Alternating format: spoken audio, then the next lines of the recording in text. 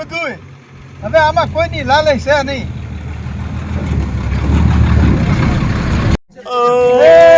ગયું બધું બાપ ગયું જો બાપ તો ગયા પણ તમે દીકરા વાહે ગયા.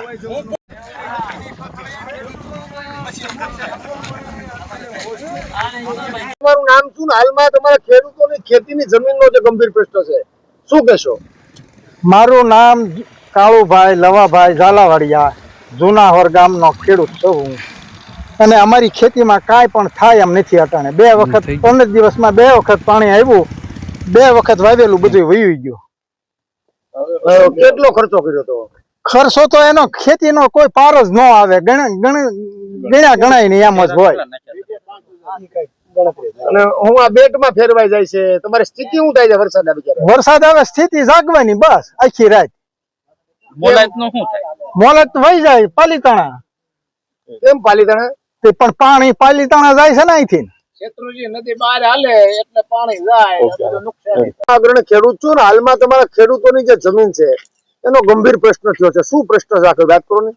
હું જૂના સાવર ગામનો વતની છું, ખેડૂત છું અને બકુલભાઈ બાબુભાઈ પાટીદાર મારું નામ છે. અને અહીંયા જે કઈ નુકસાની થાય એ દર વખતે એની વાત થયા કરે છે. અને પાળા શેત્રુંજી નદી બહાર હાલે છે એટલે ખેતીનું ધોવાણ મોટે પાયે થાય છે.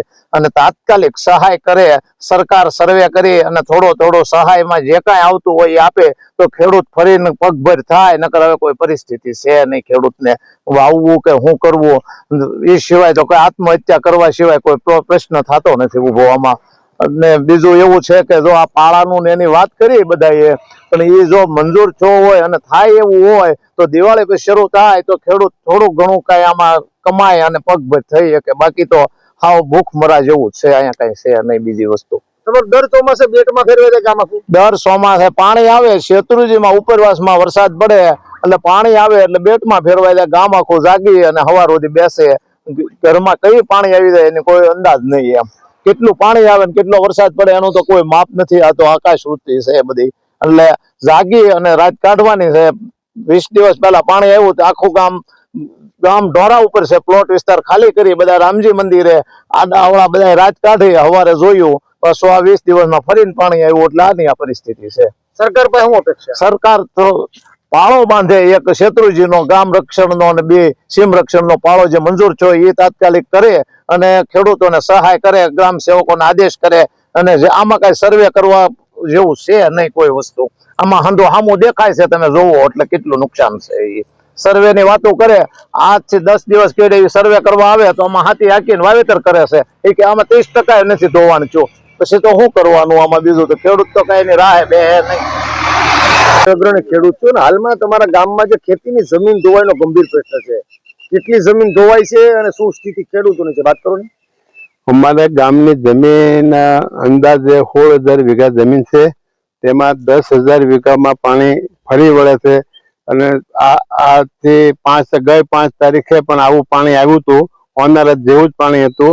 ત્યારે પણ ખેડૂતોએ વાવી દીધું હતું, કપાસિયા બધું વાવાઈ ગયું હતું.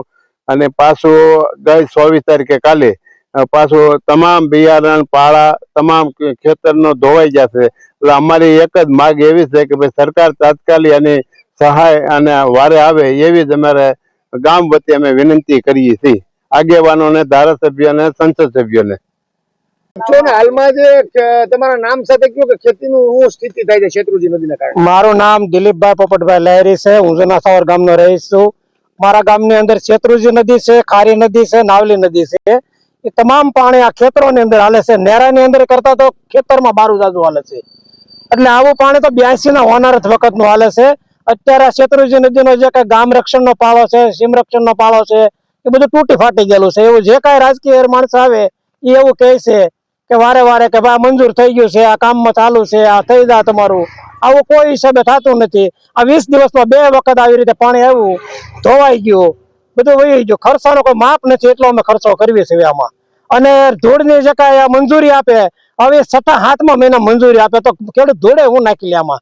બાકી ગૌસરમાં કે તગારું ધૂળ લેવા દેતા તો નથી. એમ ત્યાં જાય એટલે તરત જંગલ ખાતું આવે, ભાઈ હું કામ લ્યો છો, પકડીને પોલીસ ખાતે લઈ જાય. એમ અમારા વાહન કબજે કરી લે તરત જ. એમ એટલે ખેતર તો અમે કોઈ હિસાબે ગમે એમ કરીને રિપેરિંગ કરવી છે એમાં ને એમાં. એમ અને પાછું પાણી આવે પાછા ખાડા પડી જાય છે એમ અત્યારે શું પરિસ્થિતિ અત્યારે તો હવે અમે શું કરવી એવું કઈ પરિસ્થિતિનું કઈ નક્કી નથી એમ